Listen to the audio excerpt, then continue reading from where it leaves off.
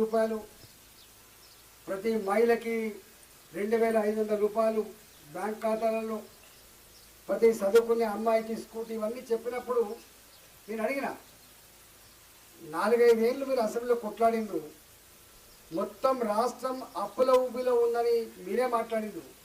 మరి అప్పుల ఊబిలో ఉన్న రాష్ట్రం 15,000 రైతులకు ఇవ్వగలరా? స్కూటీ కొనివ్వగలరా? 2,500 రూపాయలు ప్రతి మహిళకి ఇవ్వగలరా? ప్రతి పెళ్లి చేసుకునే అమ్మాయికి తులం బంగారం ఇవ్వగలరని చెప్పి అడిగిన.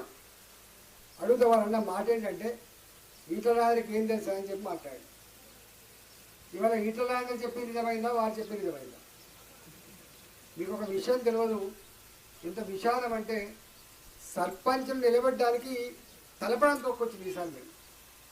అంతకుముందేమో సర్పంచ్ నిలబడడానికి 10 మంది 5 మంది పోటీ పడితే బజరాలు లేక దండం పెట్టలేక మేము చచ్చిపోయి. కానీ ఈసారి నేనే వచ్చి కదా, అరే నిలబడవా అంటే అన్న పైసలు లేవన్నా, అన్న పైసలు లేవన్నా, మా ఇంట్లో వద్దంటున్నా. ఏడిచింది ఒక ఆమె, ఒక ఇంట్లో నేను నిలబడరాదమ్మంటే ఆమె చెప్పిన మాట ఏడిచింది. ఇక్కడనే ఉప్పల్ని ఏడ్చిపోయింది. అంటే ఎందుకు చెప్తున్నా, ఇంత పుస్తల మట్టలు అమ్ముతావా, ఇల్లు అమ్ముకుంటావా, భూమి అమ్ముకుంటావా, పిల్లలకి ఏం లేకుండా చేస్తామని చెప్పి భయపడి. ఎందుకు చాలామంది సర్పంచులు ఈ మధ్యలో వాళ్ళుగా ఒక వీడియో తీసి పెడుతున్నారు, మా కష్టం మీకు రావద్దు సర్పంచ్ అభ్యర్థులారా అని చెప్పి. మేము పనులు చేసి డబ్బుల కోసం బిల్లుల కోసం పోతే ఎవడు ఇయ్యని పరిస్థితి ఉన్నది, అప్పుల పాలు అయిపోయినాం. మేమేమో 2 రూపాయల వడ్డీకి తెచ్చినాం, 3 రూపాయల వడ్డీకి తెచ్చినాం, అక్కడికి పోతేనేమో వాడు రూపాయి ఇస్తలేడు అని చెప్పి కొంతమంది మందు దాగి చచ్చిపోయిన సర్పంచులు ఉన్నారు. కొంతమంది సాగు కోసం పోతే బతికిచ్చి ఇంటికి వచ్చిన వాళ్ళు. అంటే గట్లాడి దౌర్భాగ్య పరిస్థితి గ్రామ పంచాయతీ ఉందా లేదా? పోయిన సంవత్సరం సర్పంచ్ ఎవరు పోయినసారి అడుగులు ఎప్పుడైనా వాళ్ళకి బిల్లు వస్తున్నాయి. అందువల్ల ఇవాళ అంతో ఇంతో మళ్ళా పైసలు ఉన్నాయి అంటే, పైసలు వస్తున్నాయి అంటే మీ గ్రామ పంచాయతీ సిబ్బందికి జీతాలు వస్తున్నాయి, మీ కరెంటు బిల్లు, మీ ఊరికి కట్టే కరెంటు బిల్లు వస్తుందంటే అవి కేంద్ర ప్రభుత్వం నరేంద్ర మోడీ గారు పంపించిన డబ్బులు తప్ప ఇక్కడ వాటి 15th ఫైనాన్స్ నిధులు అంటారు, వాటి పర్ క్యాపిటల్ నిధులు అంటారు. ఇప్పుడు చదువుకున్న వాళ్ళు చాలా మంది తెలుస్తుంది. మీ ఊళ్ళో ఉపాధి హామీ పని ఉందా?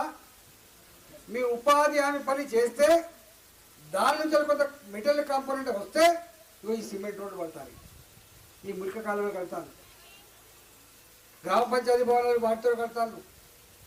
ఇవాళ అంగన్వాడీ సెంటర్లలో ఇచ్చే నీ డైట్ కూడా అక్కడి నుంచి వస్తుంది. ఇవాళ ఒకప్పుడు ఎన్టీ రామారావు ప్రవేశపెట్టిన రూపాయి కిలో బియ్యం రాష్ట్ర ప్రభుత్వం ఇచ్చేది. కానీ ఇప్పుడు మాత్రం 6 కిలోల బియ్యంలో 5 కిలోలేమో మోడీ గారి దగ్గర నుంచి వస్తుంది, కేంద్రం నుంచి వస్తుంది, 1 కిలో మాత్రం ఇక్కడి నుంచి వస్తుంది. బియ్యం కూడా కావు, వీళ్ళ చేతులు ఏమి లేవు. ఇంతకుముందు సామ్రాజ్యం చెప్పిండా, బొడేశ్వరం చెప్పింది. 2 ఏళ్ళు అవుతుంది కాంగ్రెస్ పార్టీ అధికారానికి వచ్చి. ఇచ్చిన మాటలే నిలుపుకోవట్లేదు, పాత బిల్లులే ఇవ్వట్లేదు. ఇవాళ ఏమి ఇస్తారు వాళ్ళు? ఇంకా మనకి ఏం డబ్బులు వస్తాయి, ఇంకా తగ్గాయి. ఎందుకంటే సామ్రాజ్యం వచ్చినప్పుడు అడిగిన ఎక్కువ తక్కువ హామీలు ఇవ్వకు, ఒకటే హామీ ఇవ్వు, మీ కళ్ళ ముందు ఉండి మీ కష్టాలలో భాగం పంచుకునే బిడ్డలాగా ఉంటా, నాలాంటి వాళ్ళ సపోర్ట్తో కొంత ఊరి అభివృద్ధి చేస్తా అని మాత్రమే చెప్పిన.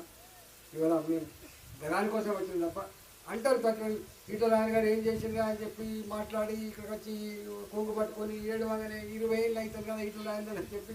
సరే అయిపోయింది. ఎవడు కట్టిండి అలా? వర్షం పడితే దాటనిచ్చేదా నీ చెమ్మరుపల్లె వాగు, దాటనిచ్చేదా నీ కమలాపూర్ మత్తడి కడిన వాగు, అంబాల వాగు దాటనిచ్చేదా? ఎక్కడివో మనిషి మొత్తం దిగ్బంధం, వరంగల్ పోయేటట్లేదు, కరీంనగర్ పోయేటట్లేదు. ఇవాళ ఈటల రాజు ఏం చేసిండో మీరు ఆ బ్రిడ్జ్ మీదకి పోయినప్పుడు గుర్తొస్తుంది. ఈటల రాజు ఏం చేసిండో గా వాగు ఎండిపోయినప్పుడు తెలుస్తుంది. ఈటల రాజు ఏం చేసిండో గా గూడలు దుబ్బల మీద పోతే తెలుస్తుంది. ఈటల రాజు ఏం చేసిండో ఒక దవకాలు పడిపోతుంది, ఒక బస్సులు కలిగిపోతుంది. ఈ కరీంనగర్కు వరంగల్కు ఉండదు 4 లేన్ రోడ్డు, కానీ నా హుజురాబాద్కును జమ్మిగుంటకు ఉంటుంది 4 లేన్ రోడ్డు, నా హుజురాబాద్కును పరకాలకు ఉంటుంది 4 లేన్ రోడ్డు. ఎవరు కోరలే, మమ్మల్ని పట్టుకొని రూపాయి పని చేయలేదు, తట్టని మట్టి తీయాలని చెప్తే ఎంత బాధ అనిపించిందంటే, సరే అయిపోయింది. ఇప్పుడు 2 ఏళ్ళు అవుతుంది, వాళ్ళ ముఖాలకు ఆ దొంగ ముఖాలకు ఏం చేసిందో అదంతా మీకెర కానీ మాట్లాడదు. ఎందుకంటే వాళ్ళ పేర్లు ఎత్తుకోవడానికి కూడా నాకు మంచిగా అనిపించింది. కానీ ఇవన్నీ నేను పోయినా మలకాయలు కానీ ఇంతకుముందు బొల్లి చెప్పినట్టుగా మీరిచ్చిన శక్తితో మీరిచ్చిన పరిచయంతో నేను అక్కడ గెలిచాను. మళ్ళీ మలకాయలో గెలిచినాను. కానీ అక్కడ పెద్ద రాయని నేను కూడా అక్కడ పనిచేయాల్సి వస్తుంది. మీరు ఎట్లయితే ఆనాడు కాళ్ళు కొమ్ము నింపితే పనుతో పీకే పని చేస్తా అని చెప్పి మీకు ఎట్లా హామీ ఇచ్చిందో అక్కడ కూడా ఇచ్చిన. అందువల్ల రెండోది ఏంటంటే మొన్నే కదా ఓడిపోయింది, ఇప్పుడే ఎందుకు పోవాలని చెప్పి రాలేదు. మరి తప్పకుండా నేను ఒక మాట హామీ ఇచ్చిపోతున్నా. మా శోభక చెప్పింది, ఢిల్లీకి రాజైనా తల్లికి కొడుకే. ఇది కన్నగడ్డ. ఇది కన్నగడ్డ. ఒకటేమో మాతృభూమి, రెండో కర్మభూమి అనుకుంటుంది. తప్పకుండా మళ్ళీ పాత పద్ధతిలో చాలామంది హైదరాబాద్కి వస్తారని పనిచేసుకుని పోతుంది. మీరు చూస్తున్నారు, ఎక్కడ తెలంగాణ ప్రజలకి పెన్షన్ల కోసం మాట్లాడాలన్నా, ఇళ్ళ కోసం మాట్లాడాలన్నా